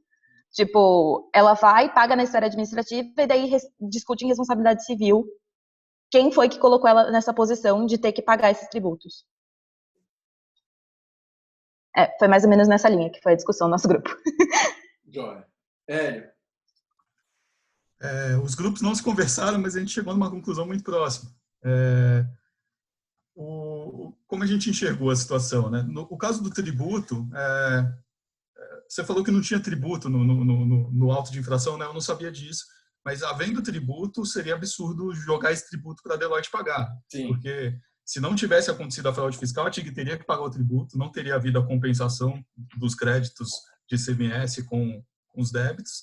Então, esse tributo é uma conta não pode ser considerado um dano nos termos do Código Civil. Então, não faz sentido nenhum esse tributo do auto de infração ser pago pela Deloitte.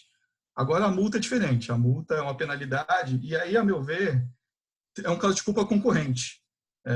Está previsto lá no Código Civil, né, no artigo 945, que se a vítima tiver concorrido culposamente com a culpa, a indenização vai ser ponderada com base nisso, né? Então, como me parece que foi uma fraude onde ambas as partes participaram, caberia aí talvez o juiz dar uma indenização parcial, uma parte da multa a Deloitte vai restituir, uma parte a Tigre vai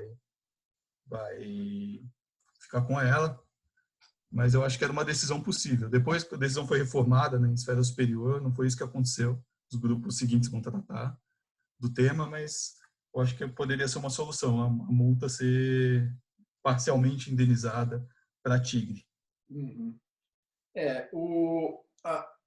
Eu acho que nos danos patrimoniais eles se ativeram à multa, tá, Mariana? Agora, você falou principal em multa, eu acho que eles estavam só com multa e os danos morais, porque justamente o principal eles já tinham pago e, como ele falou, e você mesma falou, não faria muito sentido aquilo ser indenizado, já que é tributo que seria devido de qualquer forma.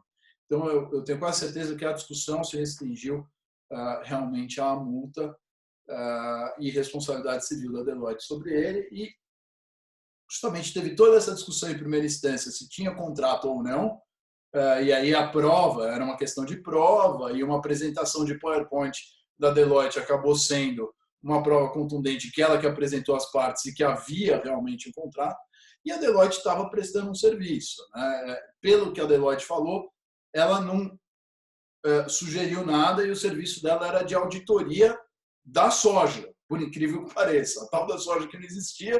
E ela falou, a gente inclusive não tinha terminado e não tinha autorizado o crédito, e eles inclusive fizeram algum tipo, falaram, olha, a Tigre, por ter usado sem a nossa autorização o crédito, ela manchou a nossa reputação, e a gente que devia receber danos morais. E aí, a forma de cobrança da Deloitte, que era interessante, que era por volume de soja, né? Não chegou a ser sobre economia tributária. Se fosse pela economia tributária, ia ser bem complicado, era por volume de soja. Mas volume de soja pode parecer que ela tem interesse na operação, porque quanto mais soja a Tigre comprar e vender, mais ela ganha, mas é um critério que pode ser usado como cobrança para uma auditoria, né? O juiz de primeira instância me pareceu entender que a Deloitte, ao cobrar por volume de soja, ela era parceira do planejamento, ela tinha interesse que o planejamento ocorresse, e havendo o interesse do consultor, ele tem responsabilidade civil. Eu acho que esse é um ponto importante para a gente até guardar para discutir no começo da aula que vem um pouco mais. Eu queria chamar os grupos 7 e 8 agora. Professor, Oi. Desculpa interromper. Posso só tirar uma dúvida, então, sobre a sentença? Claro, Marina. É que, na sentença, o juízo de primeiro grau fala que os autos de infração da Fazenda foram 2, condenando a autora à devolução do imposto levado a crédito, mais multas e correção. Tá. Então, fala como se o imposto que ela devolveu fosse parte dos autos de infração. E daí, depois, no final da sentença, quando ele está fazendo a parte em que ele faz o cálculo do valor devido, né, ele fala que diante do acima imposto, a autora tem direito apenas ao ressarcimento do valor gasto com o auto de infração. Então, ela está afastando aquela questão dos honorários pleiteados a título de defesa administrativa e tal. Então, isso, eu tinha entendido, ele fala, nesse cálculo incluídos o imposto devido, multa e juros. Uhum. Pode ser que você esteja certa. Porque o que eu lembro, o que eu tenho na minha memória é que a Tigre pagou realmente a grande parte, porque ela já reverteu os créditos, mas pode ser que tenha sobrado um pedaço ali que tenha sido autuado. Entendi. E eu não sei se isso foi distinguido ali na sentença. Você pode ter razão, talvez tenha condenação por imposto ali. Que aí, na minha visão, está errado. Do ponto de vista então, a gente não tinha entendido essa parte, feita essa distinção também, assim, de por que ela está pagando, por que a Deloitte está sendo condenada a pagar um imposto que a Tigre teria que pagar de qualquer forma, sabe? Você sim, 100% de razão. Entendi. Em condenação de principal, está errado, porque o principal ia ser. É óbvio, como o Ari falou, a gente pode entender, bom, mas teve custo para fazer a operação, teve outra coisa, poderia se tentar quantificar isso. Mas, assim, o principal do imposto realmente não faz sentido nenhum, você tem toda a razão. Entendi. Obrigada. Imagina. Grupo 7 e 8, tudo bem, a gente tem 1 minuto aqui, eu só queria ver se vocês conseguem fechar, mas aula que vem a gente pode continuar no comecinho da aula a falar sobre isso. Tem alguém do grupo 7 aqui? Eu, professor, eu posso compartilhar a tela rapidinho e tentar fazer um super resumo? Não, falou. Vamos ver. Tá dizendo que eu não posso compartilhar enquanto outra pessoa estiver compartilhando, professor. Então deixa eu interromper o meu. Vê se funciona. Aí. Foi? Foi. Beleza. Então, basicamente, começando pelo final, o STJ manteve a decisão do TJ e mais ou menos nos mesmos fundamentos, que foi para rever a decisão de primeira instância. Na decisão de primeira instância tinha condenado a Deloitte na forma com que o grupo anterior já tinha exposto, e o TJ decidiu reverter essa condenação, dizendo que a Tigre era, na verdade, responsável pela multa, e a Deloitte, portanto, não deveria arcar com esses custos, mas que o valor dirigido ou da prestação de serviço pago pela Tigre à Deloitte deveria ser restituído por conta de uma prestação de serviço insatisfatória.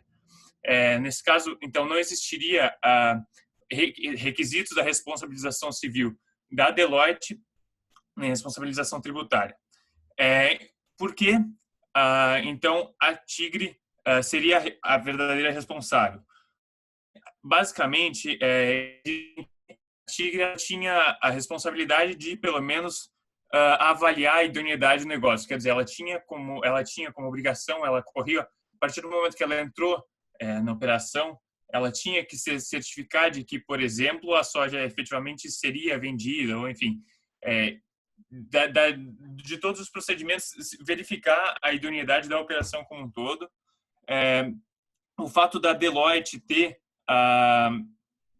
enfim, participado do conselho fiscal da Tigre apontado como um dos fatores pelos quais a Tigre não poderia alegar um desconhecimento da operação, e também não teria sido demonstrado a existência de danos morais a justificar aí essa indenização. No entanto, a devolução do valor versado a título de prestação de serviços deveria ser restituído porque a prestação de serviços da Deloitte teria sido insatisfatória. E aí, passando para o último slide, que é a interpretação do grupo com relação à decisão tanto do TJ como do STJ. Na verdade, o grupo entendeu que a gente que é uma situação meio ingrata, assim, que dependeria muito dos casos, da forma com que o produto, que é a operação oferecido pela Deloitte, foi, na verdade, oferecido, né? Então, porque consta lá nos casos que existiam pareceres jurídicos e contábeis, né, que indicavam e explicavam toda a operação. E, portanto, aí a gente teria que entender a natureza do que é o serviço de consultoria. Se, por exemplo, a Deloitte tivesse vendido o produto, mas apresentando alguns riscos da operação, apresentando detalhadamente como seria feita a operação, a gente acha que a consultoria, por não ser uma obrigação de resultado, mas uma obrigação de meio, ou seja, eles não se comprometem com o futuro, assim, eles se comprometem a estabelecer cenários possíveis. Nesse caso, mesmo a prestação da Deloitte deveria ser entendida como satisfeita, porque ela se desincumbiu ela prestou efetivamente e adequadamente, satisfatoriamente, a obrigação dela de expor ao cliente, ao comprador do produto deles, que era esse planejamento tributário, os riscos envolvidos na operação. Cabia à Tigre depois, enfim, efetivamente certificar de que a operação acontecia. De outro lado, se no caso a Deloitte não cumpriu satisfatoriamente a obrigação dela, que é expor os riscos, enfim, envolvidos na prestação, no produto que ela estava oferecendo, aí sim a gente poderia entender que ela não prestou satisfatoriamente o serviço de consultoria. Mas eu acho que especificamente tratar. Então a gente divide segmentando, né? A decisão relativa à responsabilização civil da Deloitte em relação ao pagamento da multa, né, que estava sendo exigida, acho que o grupo entrou meio no consenso de que foi correta a não responsabilização da Deloitte, que a Tigre não pode se considerar essa, como é que o senhor tinha colocado no caso do Tite, lá na decisão do Tite, que ele foi uma questão meio ardilosa e tudo mais, que ele não pode se considerar como hipossuficiente. Ele tinha a responsabilização de, uma vez entrando na operação, se certificar de que a operação era idônea. E a Deloitte, aí a correção, a retidão da decisão em relação à Deloitte dependeria muito da forma com que esse produto foi oferecido. Se foi oferecido apresentando todos os riscos, a consultoria teria sido satisfatoriamente prestada.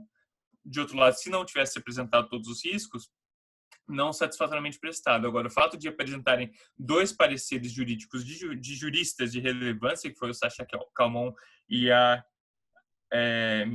Misabel, eu acho, e depois um parecer contábil, e a nosso ver, assim, com o que estava constando nos autos, mostra que o serviço efetivamente tinha sido satisfatoriamente prestado. Tá joia. Obrigado, Paulo. Grupo 8, alguém quer fazer algum comentário agora? A gente pode continuar aula que vem também. Professor, eu acho que o grupo 7, igual o Hélio falou, apesar de a gente não ter conversado e tudo mais, expôs plenamente basicamente os nossos argumentos também, e a gente está de acordo, inclusive, com a opinião, né? A gente trazia aqui que a Deloitte realmente não teria como ser responsabilizada sequer pela multa, tendo em vista que foi uma prestação de serviço, né? E trouxe todos os apontamentos necessários, a parte contábil, o parecer, e aí restava a Tigre confirmar e buscar amparar também as operações em outros pontos, né? Sim. Se a Deloitte tivesse cobrado pela economia tributária da Tigre, seria diferente, né? eu acho que o resultado poderia ter sido bem diferente, e na minha visão, eu acho que talvez eles tivessem responsabilidade. Mas a aula que vem eu falo um pouquinho sobre isso no começo. E aí tem um caso para a próxima aula, eu já vou colocar as atribuições dos grupos, mas esse caso, como eu vou trabalhar como um caso modelo, a ideia é todos os grupos resolverem e a gente discute o caso na próxima aula, tá bom? Mas eu mando isso por e-mail para vocês. Mariana mandou uma mensagem, podemos mandar os dados de e-mail para disponibilizar? Por favor, se vocês puderem me mandar, eu agradeço muito, aí eu já disponibilizo no Moodle, em PDF, junto com os meus, tá bom? Pessoal, obrigado, eu achei ótima a participação dos grupos e espero que vocês tenham gostado. Vamos tentar manter esse nível aqui para o resto do curso.